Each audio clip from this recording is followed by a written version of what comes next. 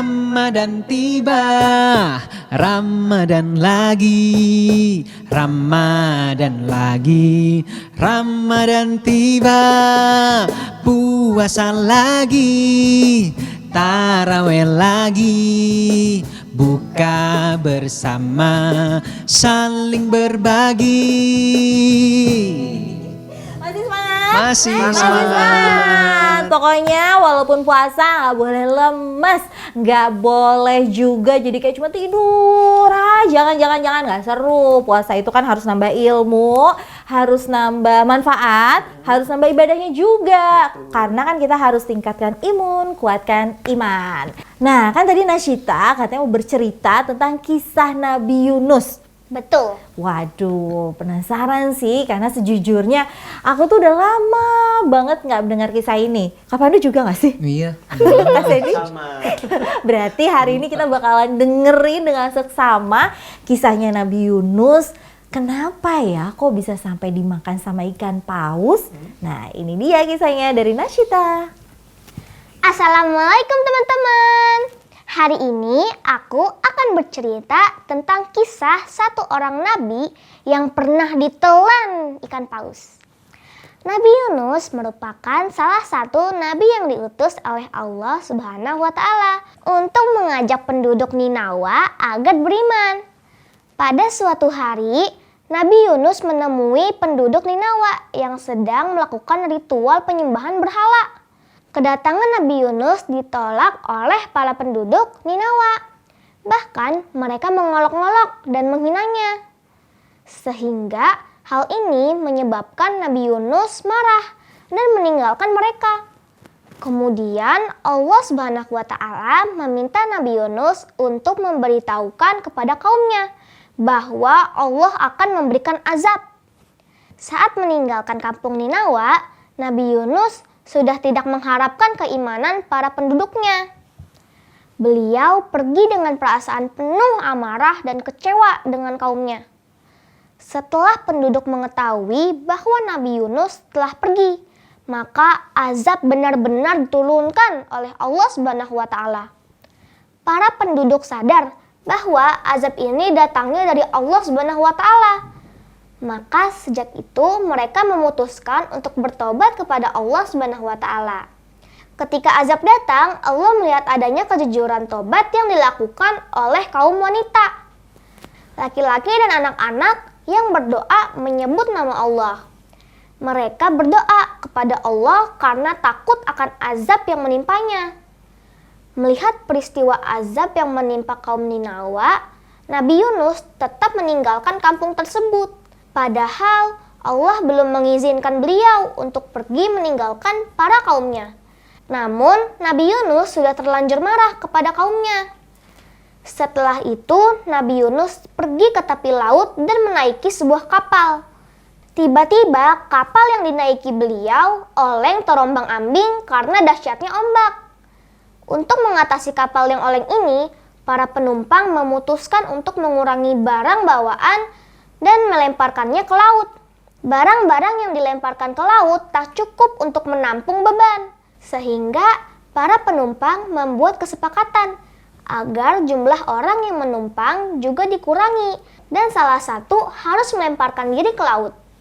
Kemudian para penumpang kapal memutuskan untuk membuat undian.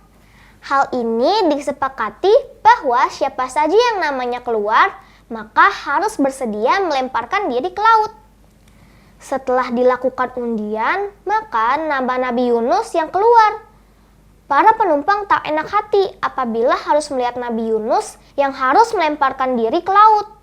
Akhirnya mereka mengundi lagi. Akan tetapi nama Nabi Yunus keluar lagi hingga 3 kali berturut-turut. Dengan perasaan pasrah, Nabi Yunus akhirnya melemparkan tubuhnya ke laut.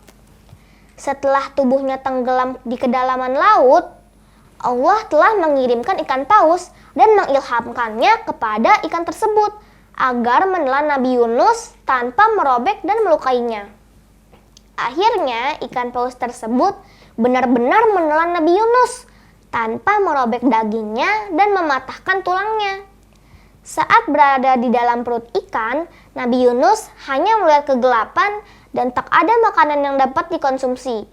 Nabi Yunus akhirnya menyadari bahwa hal ini merupakan buah dari tidak sabar dalam menghadapi kaumnya.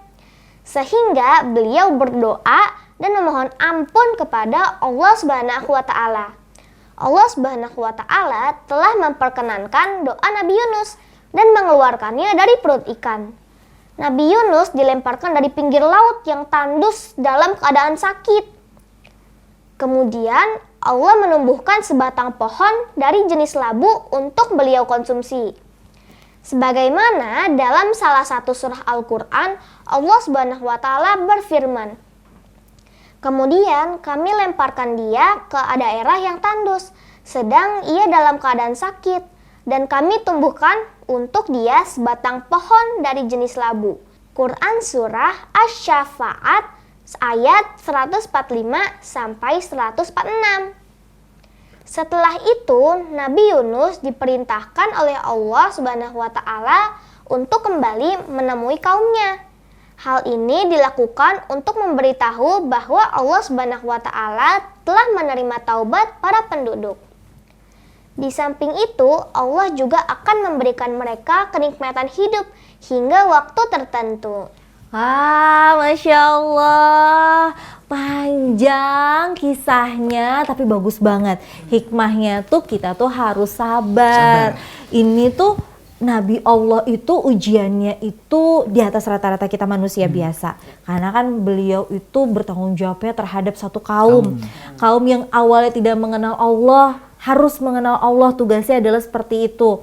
Makanya ujiannya tuh juga berat banget. Kalau sekarang nih ujiannya kita cuma misalnya kayak ujiannya nahan lapar, bener, nggak ada apa-apanya dibanding ujiannya Nabi Allah. Makanya yang paling penting adalah kita harus selalu bersyukur dengan apapun Betul juga. sekali. Nah, Nasita deh sekarang di segmen 3 mau apa? Mau kakak-kakak nyanyi. Oke. Boleh nggak pertanyaanku? Boleh banget. Boleh dong. banget. Boleh banget ya, dong. boleh banget. Terus aku mau request lah, kalau kan biasanya challenge itu akan selalu ada. Challenge-nya berarti lagunya tentang Nabi plus sama dulu aku ada inget banget lagu anak-anak itu lagunya Dea Ananda yang tentang 25 Nabi. Betul. Kita sekalian bisa kan tuh nanti nyanyi bareng-bareng. Oke, Nah kita juga bisa tuh harusnya ya. Semoga hafal sih. Semoga hafal, bener-bener. Semoga Nah, lagu-lagu Nabi tuh banyak versinya. banyak Bener. versinya. Sekarang coba kita dengerin Nasyita tahu nggak lagu yang versi ini. Ya udah, kalau kayak gitu untuk pemirsa Hikmah Kisah jangan kemana-mana. Kami akan segera kembali. Ramadan tiba, Ramadan lagi, Ramadan lagi, Ramadan tiba, puasa lagi, tarawih lagi, buka bersama, saling berbagi.